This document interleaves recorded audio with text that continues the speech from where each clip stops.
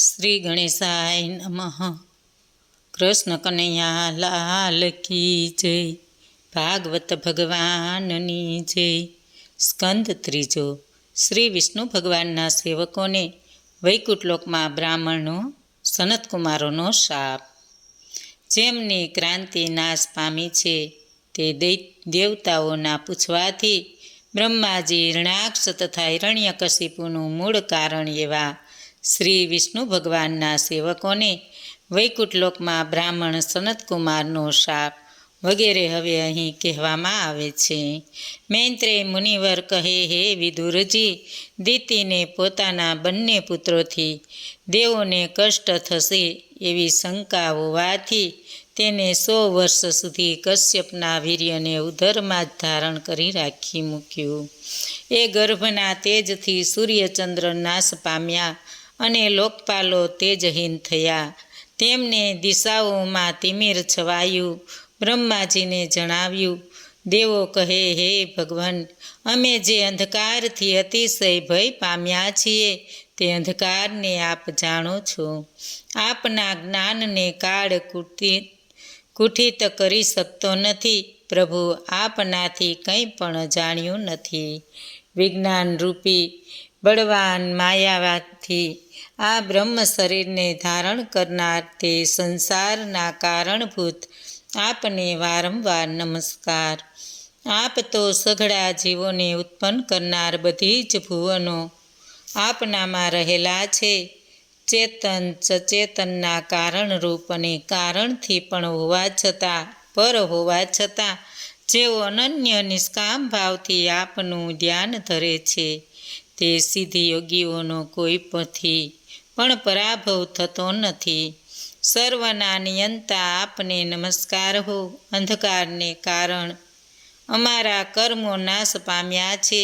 અમે આપત્તિમાં સપડાયા છીએ. અમારા પર દયા લાવી અમારું કલ્યાણ કરો. હે ભગવાન, કશ્યપ મહર્ષિએ સ્થાપેલી દિતિનો ગર્ભ સઘળી દિશાઓને અંધકારયુક્ત કરતો વધે છે. મૈત્રેયજી કહે, હે વિદુરજી, દેવતાઓની ઉપરની પ્રાર્થના સાંભળીને ભગવાન બ્રહ્મદેવે દિતિનું એ દુર્વતન મનમાં જાણીને હસતા હસતા પ્રસન્ન થતા કહે છે, હે દેવો, મારાથી ઉત્પન્ન થયેલા અને તમારા પૂર્વજ મારા સનકાદિ પુત્રો નિસ્પૃહ હોય આકાશ માર્ગે વિચરતા એકવાર શ્રીહરિના વૈકુંઠમાં ગયા. વૈકુંઠમાં સર્વ વિષ્ણુમય થઈને વસે છે. નિષ્કામ થઈને ભગવાનની આરાધના કરે છે. ભગવાન ભક્તોને સુખ આપે છે. ત્યાં નિશ્રેયસ વન છે જે સર્વ કામનાઓ પૂર્ણ કરનાર, ઋતુઓના ફળ ફૂલના વૃક્ષોથી શોભિત મોક્ષ જેવું છે. એ વનમાં ભગવાનના પાર્ષદો ભગવાનની પવિત્ર લીલાનું ગાન કરતા રહે છે. જે પાપોનો નાશ કરે છે એ વનમાં કોઈ સર્વોત્તમ ભમરો જાણે હરિકથા ગાન કરતો હોય તેમ મોટેથી ગુંજારવ કરે છે. ત્યારે કબૂતરો, કોયલો, ચકવાકો, હંસો, પોપટ, તેતર, મોર વગેરેનો કલરવ પળવાર બંધ થઈ જાય છે. અથવા તો ત્યાંના પંખીડાઓને પણ વિષ્ણુ ભગવાનની કથાના શ્રવણાદિ પરમ આનંદ મળે છે. જ્યાં સુગંધીદાર ફૂલ ઝાડ છે તો એ ભગવાનને તુલસી અલંકાર ધારણ કરીને તેના તપ વડે બધા અતિ માન આપે છે. નહીં કે તુલસીની માળા દેખાય કરે છે એટલે કે વૈકુંઠવાસી સર્વગુણગ્રાહી છે પણ દેશીલો નથી. જેમનું મન શ્રી કૃષ્ણમાં જ હોય છે એવા ત્યાંના ભક્તોને મંદ હાસ્યવાળી સ્ત્રીઓ રજોગુણી કામ વિકારો ઉત્પન્ન કરી શકતી નથી. હે દેવો, એ વૈકુંઠમાં આવેલા પોતાના વનમાં લક્ષ્મી દેવી સખીઓ સાથે તુલસીથી શ્રીહરિનું પૂજન કરે છે. સનકાદિ મુનિઓ સાષ્ટાંગ યોગ બળથી જગતગુરુ શ્રીહરિથી વસેલા જગતમાં વંદન કરવા યોગ્ય તે વૈકુંઠ લોકમાં જઈને ખૂબ હર્ષ પામ્યા. તે મુનિઓ વૈકુંઠ લોકમાં જઈને વિષ્ણુ ભગવાનનો દર્શનની ઉત્કંઠાને લીધે કિલ્લામાં 6 દરવાજા ઓળંગીને 7મે દરવાજે ગયા. ત્યાં તેમના સમાન વયના દેવોને જોયા. 2 દેવોને 4 બાહુઓ હતા, શ્યામ રંગના હતા અને વનમાળીથી શોભતા હતા.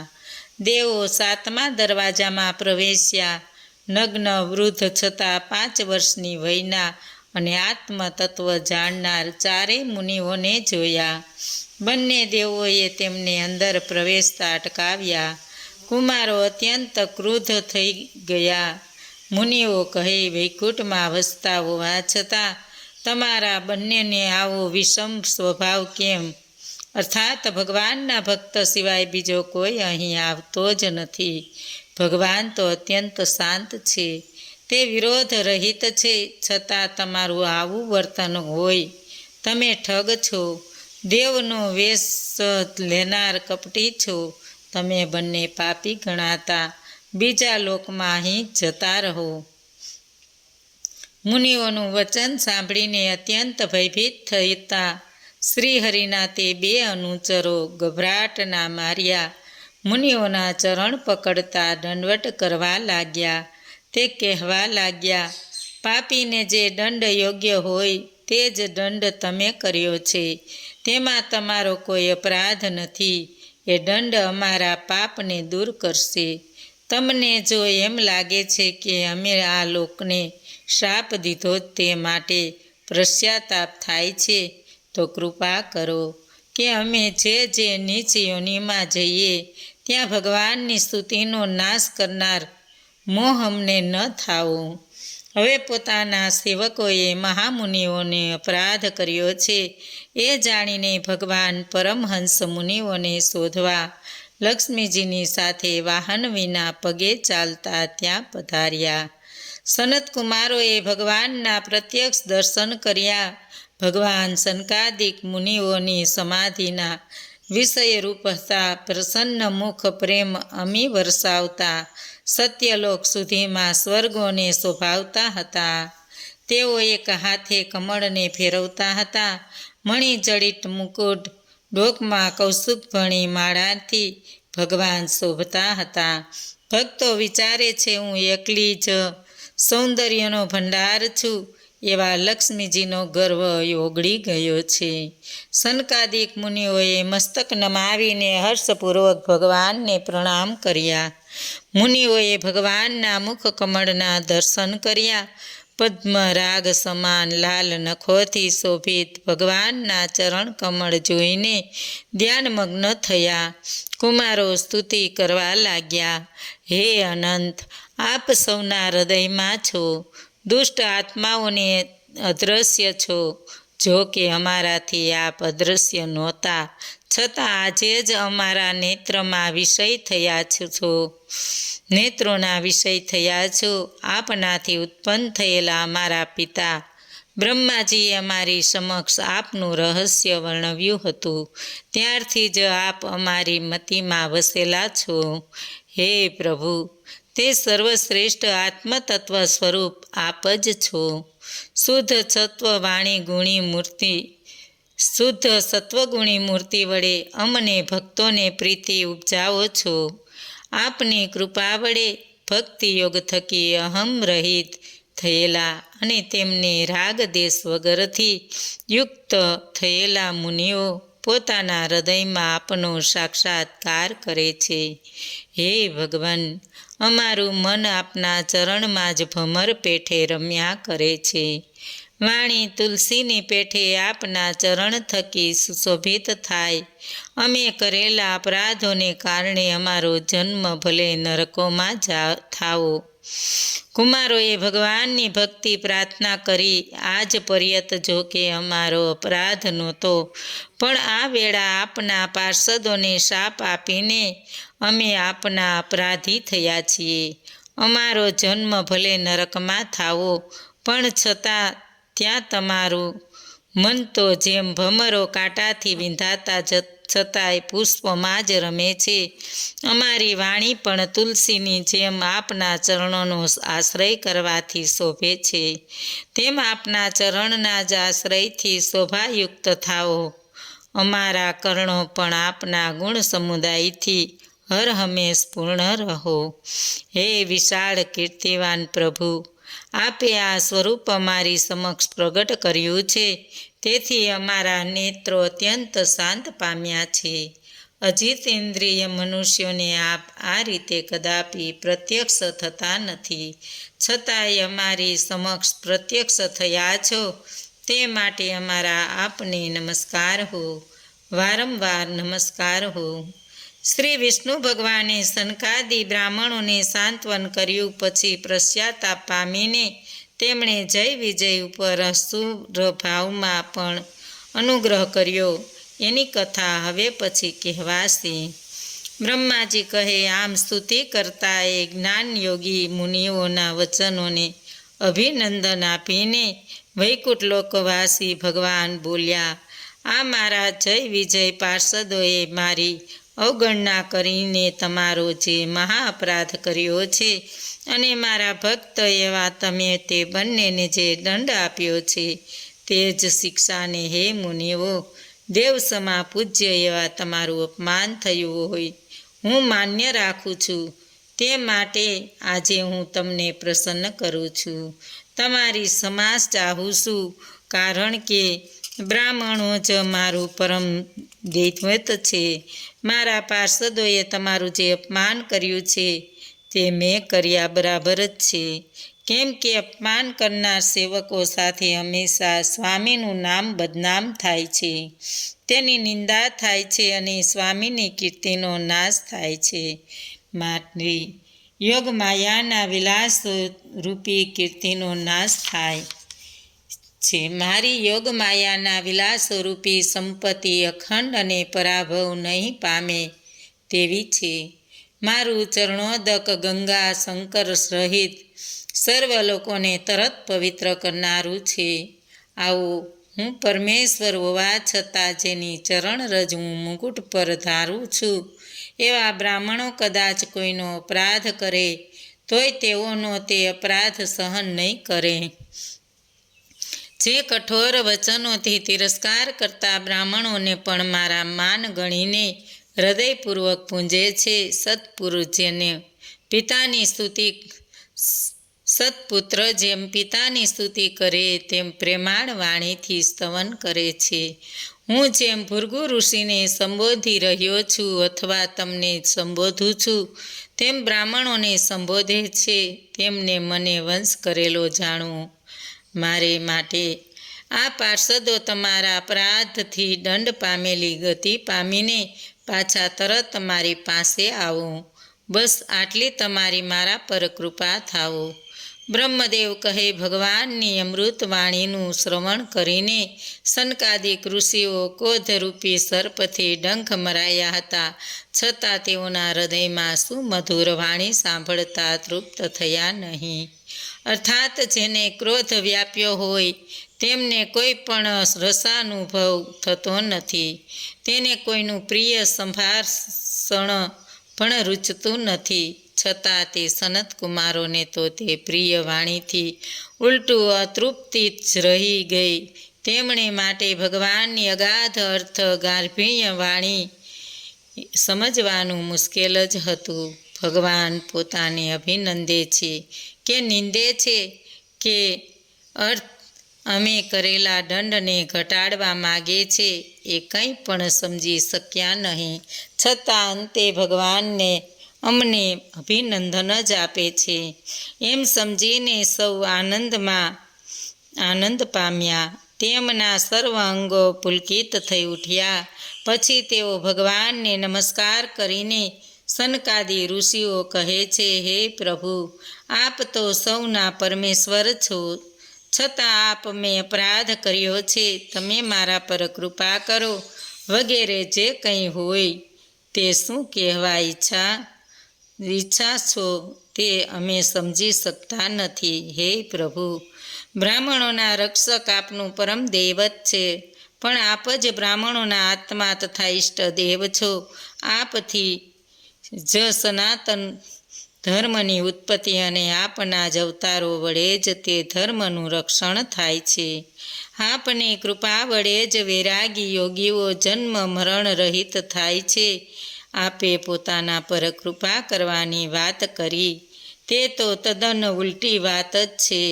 કેમ કે આપ સૌના પર કૃપા કરો છો તેના પર વળી બીજા સી રીતે કૃપા કરી શકે? વળી લક્ષ્મીદેવી આપની સેવામાં નિરંતર રહેલા છે. તેઓ આપના પાદપદ્મને પોતાનું નિવાસસ્થાન બનાવવા ઈચ્છે છે, છતાં આપ એમનો આદર કરતા નથી, કારણ કે આપ આપના ભક્તો પર જ સવિશેષ પ્રેમ ધરાવો છો.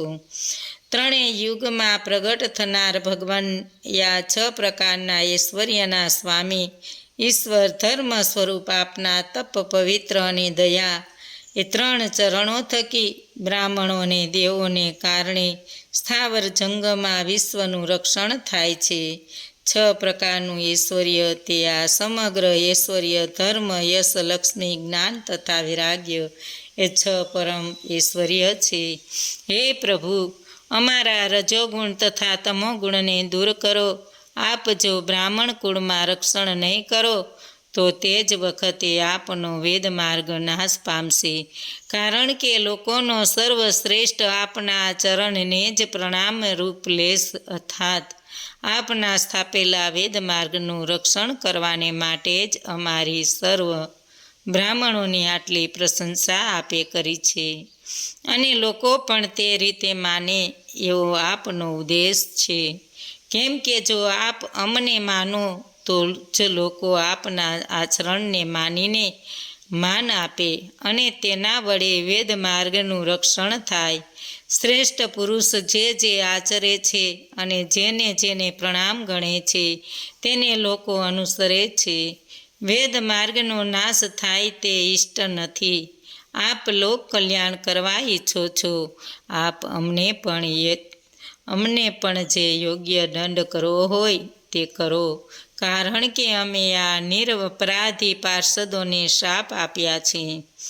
શ્રી ભગવાન કહે એ બંને પાર્ષદો અસુર યોનિને પામીને એકાગ્રતાથી દ્રઢ યોગ અભ્યાસવાળા થઈને તરત જ પુનઃ મારી પાસે આવશે. હે બ્રાહ્મણો, તમારો એ શાપ મેં જ નિર્માણ કરેલો હતો એમ જાણો. બ્રહ્માજી કહે પછી ભગવાન શ્રી વિષ્ણુ અને તેમનું વૈકુંઠ ધામનું દર્શન કરીને ભગવાનની પ્રદક્ષિણા કરીને પ્રણામ કર્યા. પછી તેઓ ત્યાંથી ચાલી નીકળ્યા. પછી ભગવાને પોતાના બંને પાર્ષદોને કહ્યું, જાઓ, ડરો નહીં, તમારું કલ્યાણ થાઓ. હું સર્વ કરવા સમર્થ હોવા છતાં બ્રહ્મ તેજનો નાશ કરવાને ઈચ્છતો નથી. પૂર્વે હું યોગ નિંદ્રામાં હતો ત્યારે પ્રવેશ કરતા લક્ષ્મીજીને તમે અટકાવ્યા હતા, તેથી તેમને ગુસ્સે થઈને આ શાપ આપ્યો હતો. બ્રાહ્મણોના અપમાનનું પાપ છોડીને તમે અલ્પકાળમાં પાછા મારી પાસે આવ્યા હતા.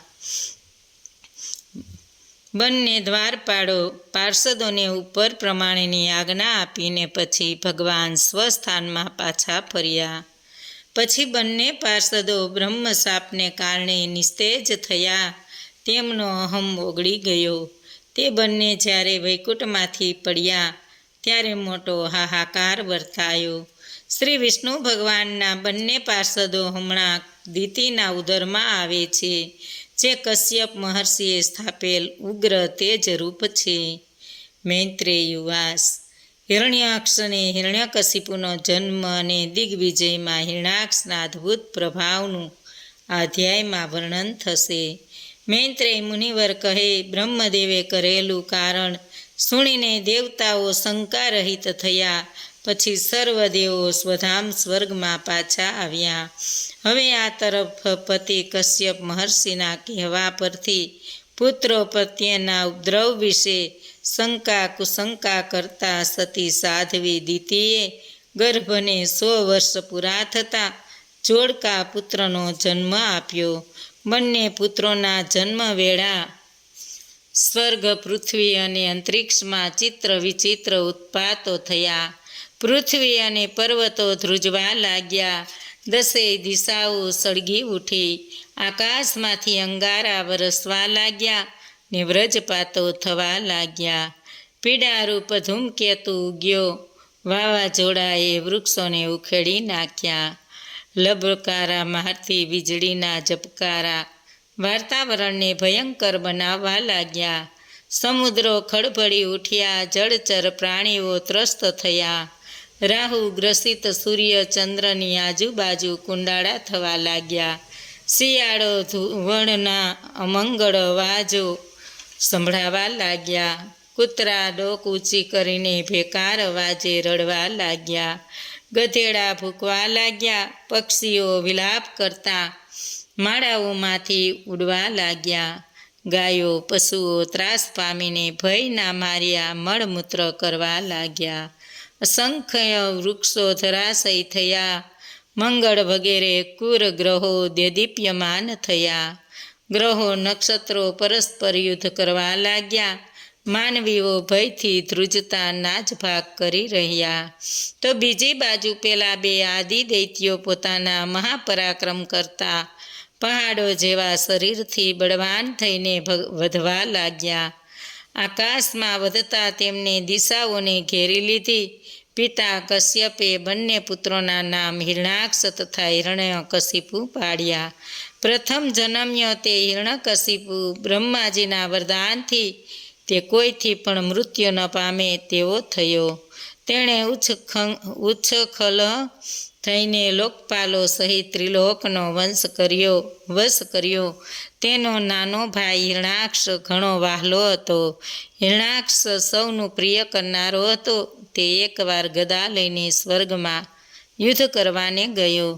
શૂરવીરતા, બળ અને ગર્વથી નિરંકુશ હિરણાક્ષ નિર્ભય થઈને યુદ્ધ માટે રણસંગ્રામ શોધતો હતો. તેને જોઈને સર્વદેવો સંતાઈ ગયા. તેથી હિરણાક્ષે ઇન્દ્રાદિ દેવતાઓને કાયર અને બાયલા ગણ્યા. તેણે મોટી ગર્જનાઓ કરવા માંડી. પછી ત્યાંથી પાછા ફરીને હિરણાક્ષે મંદોમત્ત થઈને મહાસમુદ્રમાં પ્રવેશ કર્યો. તરત જ તેનાથી ડરીને વરુણદેવના સૈનિકો એટલે કે જળચરો દૂર ચાલ્યા ગયા. પછી હિરણાક્ષ અનેક વર્ષો સુધી મહાસાગરમાં યથાચ્છ ઘૂમ્યો. પછી હિરણાક્ષ વરુણદેવની વિભાવરી નગરીમાં પહોંચી ગયો. અસુરોના પાતાળ લોકનું પાલન કરતા અને જળચરોના અધિપતિ વરુણદેવની મસ્કરી કરતા તે કહેવા લાગ્યો, હે વરુણદેવ, મને યુદ્ધ આપો. તમે પોતાને વીર માનો છો. તમે પૂર્વે જગતના સઘળા દૈત્યો તથા દાનવોને પરાજિત કરીને રાજસૂય યજ્ઞ કર્યો હતો. આવા મસ્કરી ભર્યા શબ્દોથી તેણે વરુણદેવની ઘણી ઠેકડી ઉડાડી. વરુણદેવ પોતાનો અત્યંત ક્રોધ દાબીને શાંતિથી કહે, અરે ભાઈ, અમે તો યુદ્ધ વગેરેથી વિરામ પામ્યા છીએ. તે અસુર શ્રેષ્ઠ તું તો યુદ્ધમાં અતિ કુશળ છે. તને સંતોષી શકે તેવા તો એક ભગવાન સિવાય બીજો કોઈ હોઈ શકે.